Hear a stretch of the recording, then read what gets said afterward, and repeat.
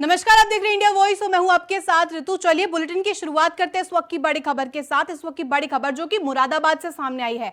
आज मुरादाबाद दौरे पर मुख्यमंत्री योगी आदित्यनाथ रहेंगे। ऐसे में आर्यवीर महासम्मेलन में वो हिस्सा लेंगे।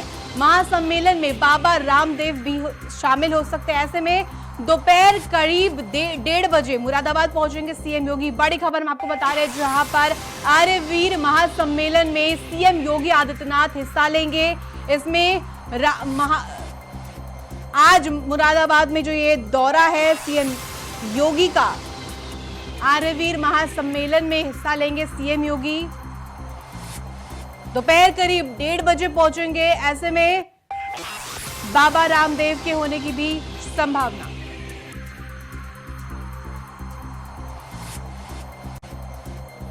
इसी खबर पर ज्यादा जानकारी के साथ शारिक सिद्दीकी जुड़ गए। शारिक, आज सीएम योगी मुरादाबाद पहुंच रहे, आर्यवीर महासम्मेलन में शामिल होंगे। ऐसे में क्या कुछ ये इस दौरान होगा?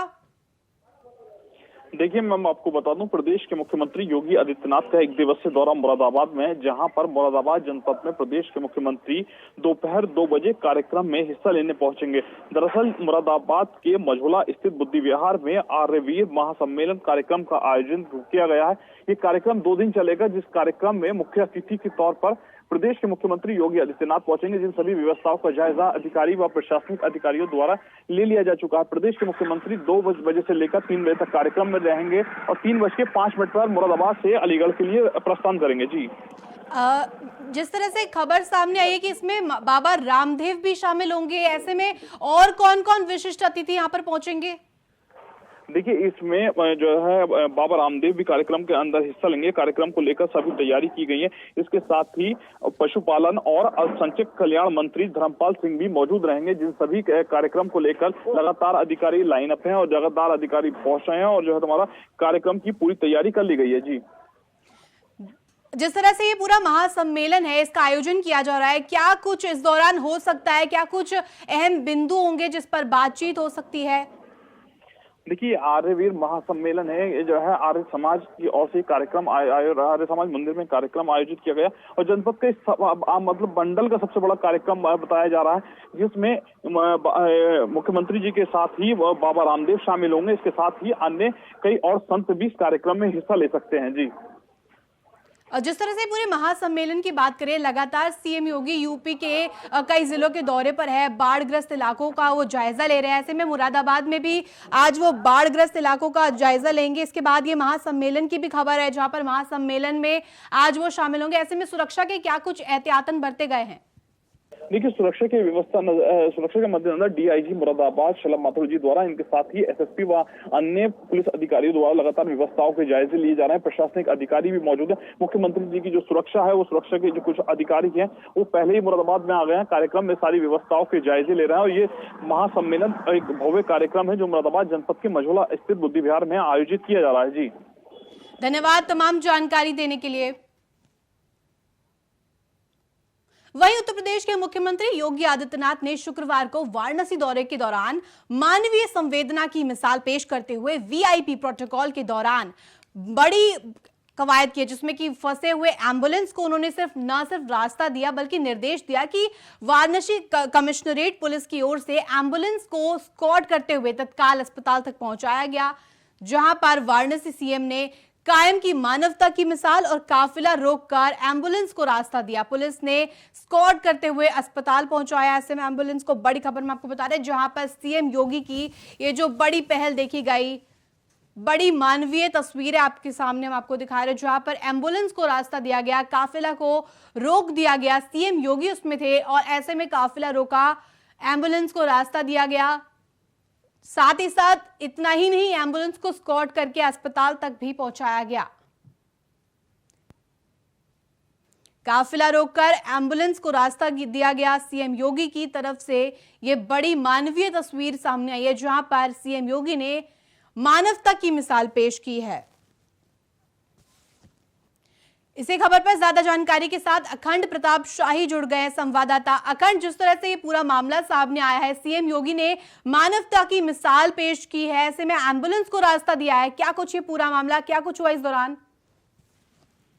देखिए, कल जब मुख्यमंत्री वाराणसी दौरे पे थे, उसी दौरान उनके वीआईपी प्रोटोकॉल के तहत पूरा रास्ता रोक दिया गया था। लेकिन उसी बीच एक एम्बुलेंस का जो सायरन होता है उसकी आवाज सुनने के बाद मुख्यमंत्री को ये एहसास हुआ कि शायद कोई जरूरतमंद है, और एम्बुलेंस की सायरन की आवाज सुनते ही उन्होंने उसके लिए फ्लीट को अपने निर्देश दिया कि तुरंत पहले उसे रास्ता दिया जाए और सुरक्षित पहुंचाया जाए।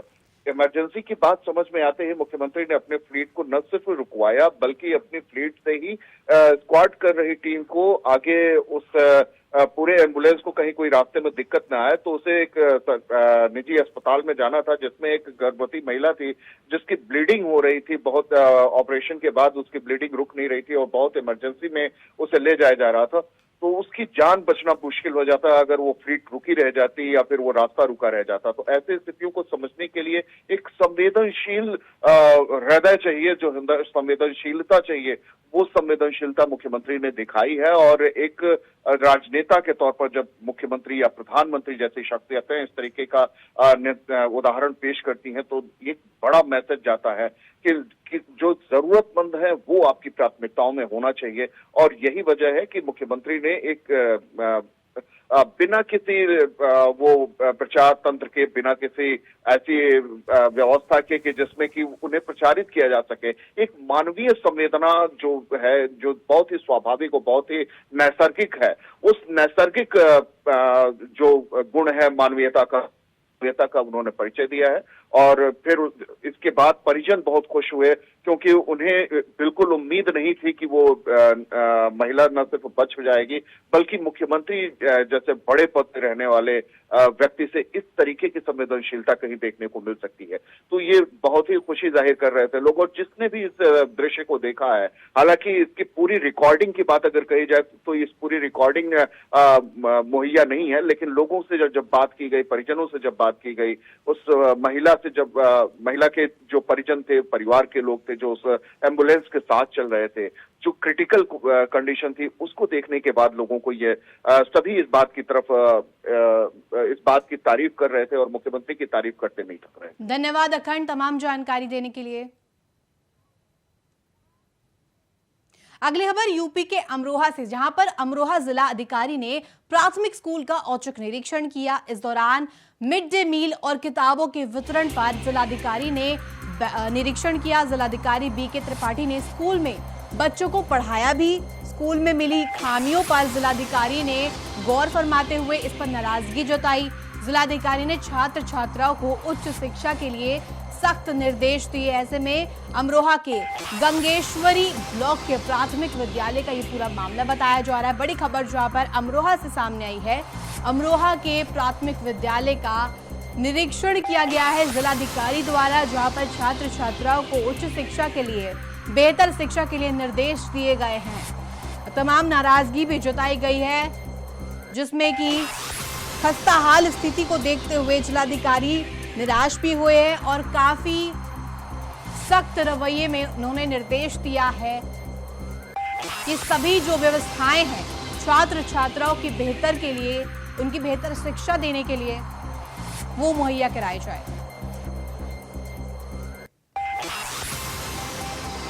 इसी खबर पर ज्यादा जानकारी के साथ मोहम्मद इमरान जुड़ गए। मोहम्मद, जिस तरह से ये पूरा मामला सामने आया है, अब जिलाधिकारी ने प्राथमिक विद्यालय का औचक निरीक्षण किया और निरीक्षण के दौरान क्या कुछ किया उस दौरान?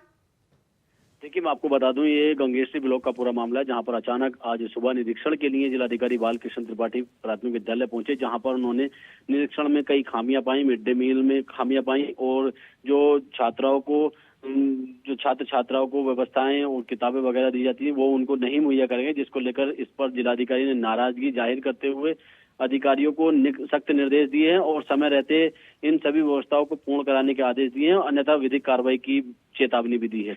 जिस तरह से ये मामला सामने आया मोहम्मद इमरान, जहां पर स्कूल, जो प्राथमिक विद्यालय है, उसमें क्या कुछ खामियां पाई गई इस निरीक्षण के दौरान?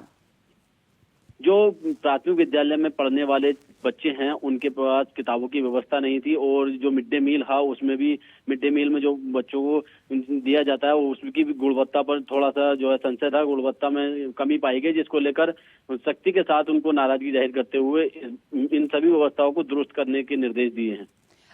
इमरान, जिस तरह से पूरी खबर सामने आई है, ऐसे में यूपी सरकार लगातार कवायद करती रहती है ताकि यूपी में जो खासतौर पर राज्य यूपी में जो सूबे का सबसे बड़ा सूबा माना जाता है, ऐसे में वहां पर बेहतर शिक्षा के लिए और बेहतर जो बच्चे छात्र छात्राओं को शिक्षा मुहैया करवाने के लिए लगातार कार्य किया जाता है। ऐसे में जो ये प्राथमिक विद्यालय का जो ये पूरा मामला सामने आया, क्या कुछ ये प्रशासन की पोल भी खोलता है? जी बिल्कुल, ये जिस तरह से यूपी सरकार प्राथमिक विद्यालय और उनकी वो इसकी शिक्षा को लेकर लगातार बेहतर करती आ रही है, और पहले से कुछ चीजें बेहतर भी हुई हैं, उसको देखते हुए अमरोहा प्रशासन की कहीं ना कहीं लापरवाही रही है कि जो है स्कूलों में बच्चों को सही व्यवस्था नहीं मिल पा रही है, जिसको लेकर यह प्रशासन की पोल पूरी तरह से खोलती हुई ये नजर आ रहा है। जी इमरान, मिड डे मील को लेकर भी सवाल किए गए, मिड डे मील में भी कमियां पाई गई, ऐसे में क्या बच्चों को सही तरीके से मिड डे मील का जो वितरण नहीं किया जा रहा था? जी हाँ बिल्कुल, ये जो मिड डे मील यहाँ पर दिया जा रहा था, जो बच्चे हैं उनको मिड डे मील जो सही नहीं दिया जा रहा था, बांटने में कमी थी, और जो उसकी गुणवत्ता है उसमें भी जो कमी पाई गई, जिसको लेकर जिलाधिकारी ने इस पर नाराजगी जाहिर की है, और जो वहाँ के जो मिड डे मील में जो इसकी देखरेख करने वाले कर्मचारी और थे उनको सख्त निर्देश दिए हैं, और आगे से इस तरह की हर कमी पाए जाने पर सख्त कार्रवाई की चेतावनी दी है। बिल्कुल इमरान, जिस तरह से लगातार यूपी सरकार कार्य कर रही है ताकि बेहतर शिक्षा दी जाए। धन्यवाद तमाम जानकारी देने के लिए इमरान। वहीं दातागंज तहसील क्षेत्र के दर्जनों गांव इस समय बाढ़ की चपेट में हैं।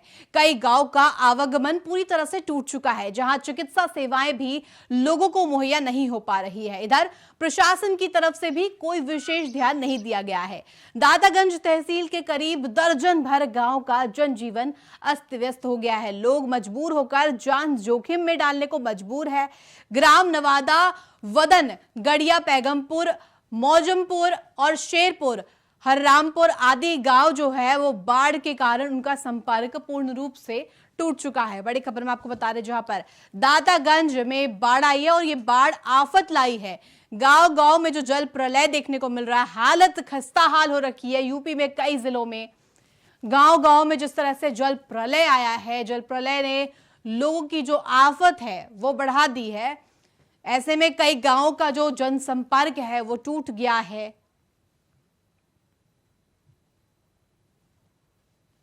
इसी खबर पर ज्यादा जानकारी के साथ सतीश सक्सेना जुड़ गए। सतीश, जिस तरह से पूरा मामला सामने आया है, अब जल प्रलय से अब दातागंज में कई गांवों का जो संपर्क टूट गया है, क्या कुछ इस पर पूरी जानकारी दीजिए। जी, मैं बताना चाहूंगा कि इन क्षेत्रों में अब इस वक्त जो किसान है वो बहुत ही परेशान है और हाहाकार मचा हुआ है। वहीं आपको बता दें कि शासन की तरफ से लगातार दौरे किए जा रहे हैं, लेकिन आपको बताएं कि अभी तक जल स्तर घटने का नाम नहीं ले रहा है। बिल्कुल सतीश, जिस तरह से लगातार कई जिले जो है यूपी के अब बाढ़ ग्रस्त हो चुके हैं, ऐसे में बाढ़ का पानी जो आफत मचा रहा है यूपी के कई जिलों में, ऐसे में जल स्तर लगातार घटने का नाम नहीं ले रहा है। ऐसे में प्रशासन क्या कुछ अभी एहतियातन कर रहा है इस पर? जी, प्रशासन के दौरे लगातार जारी हैं, लेकिन आपको बता दें कि जिस तरीके से किसानों के लिए व ग्रामीणों के लिए सेवाएं आवश्यक जरूरी हैं, लेकिन वो सेवाओं से अभी किसान वंचित चल रहे हैं और वो अपने परिवार के साथ कोई निश्चित जगह या फिर कहीं अच्छी जगह पर नहीं अभी तक ठहराया गया है। बताया जाता है कि जो किसान रह रहे हैं उनके आस पड़ोस पूरे घरों में पानी पानी दिखाई दे रहा है। सतीश, जिस तरह से तमाम जो जिलों का हवाई सर्वेक्षण भी सीएम योगी ने किया, उसके बाद क्या कुछ अब आगे इस समस्या से निपटने के लिए किया जाएगा? जी, मैं बता दूं, जब मेरी बात हुई थी जो जिलाधिकारी, तो महोदय का कहना है कि अभी हमने दौरा किया है लेकिन जल स्तर अभी ठहर चुका है, अब जल स्तर इससे आगे नहीं बढ़ाएगा। लेकिन मैं आपको पूर्णतः बता दूं कि जल स्तर बढ़े या घटे उससे कोई अभी फर्क नहीं पड़ने वाला। जो भी किसान हैं वो पानी में अभी डूबे हुए हैं। किसानों की बात आपने की है तो किसानों से मैं आपको एक सवाल पूछना चाहूंगी। किसानों की फसलों को भी भारी नुकसान झेलना पड़ा है, धान की बात करें या फिर अन्य जो खाद्य पदार्थ है उनकी बात करें, सभी जो फसलें हैं उनको बहुत ही ज्यादा नुकसान हुआ है। जी, किसान पूर्णतः बताया जाता है कि किसान की फसलों को पूर्णतः नष्ट हो चुकी है पानी की वजह से, और अभी तक शासन से कोई ऐसा उनके लिए वो नहीं किया गया है जिससे कि उनका परिवार अभी कोई पालन पोषण कर सके। अन्य जगहों से हमें खबरें सामने आई है कि हवाई सर्वेक्षण के बाद उन्होंने राहत सामग्री भी वितरित की थी। क्या दातागंज में भी ऐसी कुछ तस्वीरें देखने को मिली? आपको बता दें कि अभी यहाँ पर ऐसी कोई राहत सामग्री वितरण नहीं की गई है जिससे कि वो परिवार को अपना सुचारू रूप चला सकें।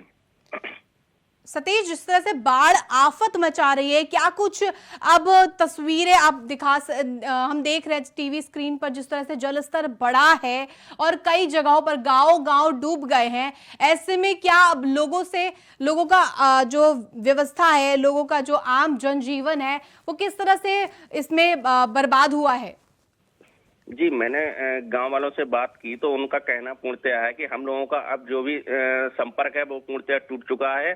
हमारी देखरेख या मतलब प्रशासन की तरफ से अभी हमें कोई ऐसी वो मुहैया नहीं कराई गई है जिससे हम लोग कहीं पे ठीक जगह पे पहुंच पाए, और शासन से बार बार वो यही मांग कर रहे हैं कि इस बाढ़ से हमारी फसल तो नष्ट हो ही चुकी है, केवल परिवार को ही बचा लिया जाए। धन्यवाद सतीश तमाम जानकारी देने के लिए।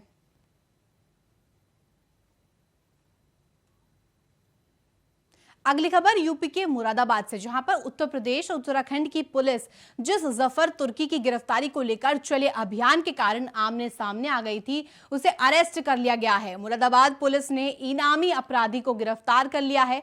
पुलिस ने उस पर 1 लाख का इनाम भी घोषित किया था। वहीं पकवाड़ा एनकाउंटर में पकड़े गए इनामी बदमाश जफर को पुलिस अस्पताल लेकर पहुंची है, वहां उसका इलाज चल रहा है। बता दें कि उत्तराखंड और यूपी पुलिस जिस तरह से एनकाउंटर का जो बदमाश था, इनामी बदमाश जफर, अब उसको पकड़ लिया गया है। मुरादाबाद एनकाउंटर के बाद ये जो बदमाश पकड़ा गया, इसमें लगातार इस पर दबिश दी जा रही थी। बदमाश को अस्पताल में भर्ती कराया गया है। एनकाउंटर के बाद इसको पकड़ा गया, इस पर इनाम भी घोषित था, और साथ ही साथ आपको बता दें लगातार इसको लेकर कवायद की जा रही थी कि कैसे भी करके इस बदमाश को पकड़ा जाए। इसकी दबिश में पुलिस लगातार कार्य कर रही थी।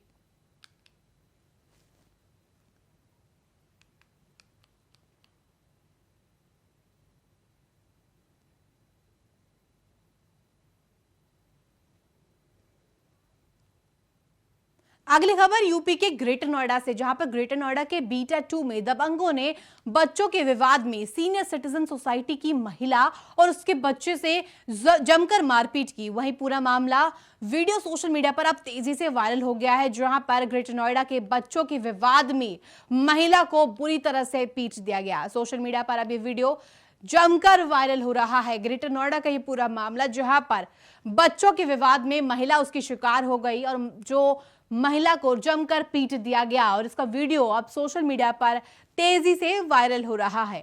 बच्चों के विवाद के हत्थे चढ़ी एक महिला, जो हम तस्वीरें दिखा रहे हैं। मेरी बात सुनिए, हालांकि मैं मार खाने के बाद ही रिक्वेस्ट कर रही हूँ, मेरी बात सुनो। मैं उनको कह रही रुक जाओ, मारने को मैं भी मार सकती थी, वो उसने मुझे मौका ही नहीं दिया मारने का। मेरे भी हाथ थे। सुखप्रीत बच्चे का नाम नहीं, मेरे बच्चे का सुखप्रीत। मारा, वो मारने के दौड़ा, उसने फिर मेरे बच्चे को बहुत मारा। अब मेरे बच्चे का मुंह देखने जरा प्लीज। बच्चों के विवाद में जिस तरह से महिला बुरी तरह से पिटाई कर दी गई, इसके बाद ये वीडियो सोशल मीडिया पर तेजी से वायरल हो गया, कहा जा रहा है। वहीं पर मौजूद एक व्यक्ति ने इसका वीडियो सोशल मीडिया पर अपलोड कर दिया। अगली खबर यूपी के सिद्धार्थनगर जिले से, जहां पर सिद्धार्थनगर जिले में बाढ़ का कहर जारी है।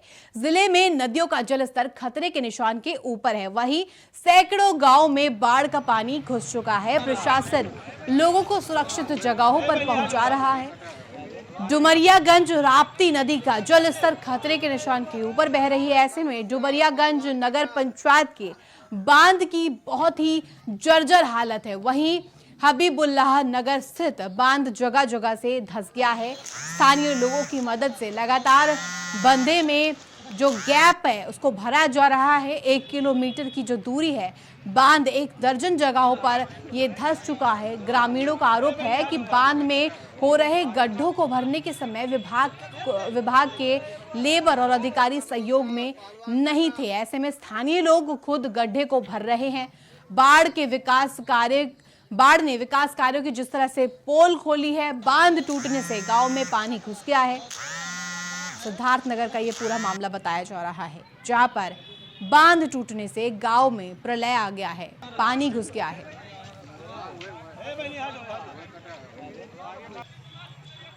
बांध टूटने से गांव में जिस तरह से पानी घुसा, तमाम वो तस्वीरें हमने आपको दिखाई, जहां पर यूपी के जो कई जिले हैं अभी फिलहाल बाढ़ग्रस्त नजर आ रहे हैं। यूपी सरकार और सीएम योगी इस पर कवायद जरूर कर रही है, हवाई सर्वेक्षण जरूर किया जा रहा है, तमाम जो बात सामने आ रही कि राहत सामग्री भी वितरित की जा रही है। लेकिन वही ये मामला सिद्धार्थनगर से जहां सामने आया है, ये लगातार जो प्रशासन के विकास की जो पोल खोल रहा है, बांध टूटने से गांव जो पानी में घुस गया। ये भी कहा जा रहा है कि कई जगहों से गड्ढे हो गए थे, जिसे लोगों ने खुद ही भरा। तो फिलहाल इस बुलेटिन में इतना ही। आप देखते रहिए इंडिया वॉइस। नमस्कार।